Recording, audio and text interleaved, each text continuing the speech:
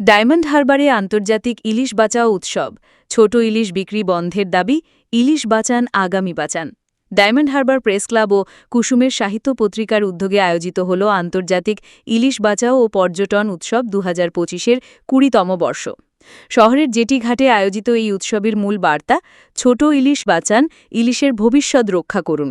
সাংসদ অভিষেক বন্দ্যোপাধ্যায়ের শুভেচ্ছাধন্য এই অনুষ্ঠানে উপস্থিত ছিলেন পৌরসভার চেয়ারম্যান প্রণব দাস, কুসুমের সাহিত্য পত্রিকার সম্পাদক ও ইলিশ বাঁচাও কমিটির সম্পাদক সাংবাদিক শাকিল আহমেদ, বঙ্গবন্ধু কলেজের অধ্যক্ষ মানিক চৌধুরী, কবি সাহিত্যিক এবং বিশিষ্ট সাংবাদিকরা। উদ্যোক্তাদের বক্তব্য, বাজারে ছোট ইলিশ বিক্রি অবিলম্বে বন্ধ না করলে আগামী দিনে হয়তো জাদুঘরেই দেখতে হবে বাঙালির প্রিয় ইলিশকে। উৎসবকে ঘিরে খুশি শহরের মানুষ, তবে সবার কণ্ঠে একটাই স্লোগান, ইলিশ বাঁচাও আগামী বাঁচাও।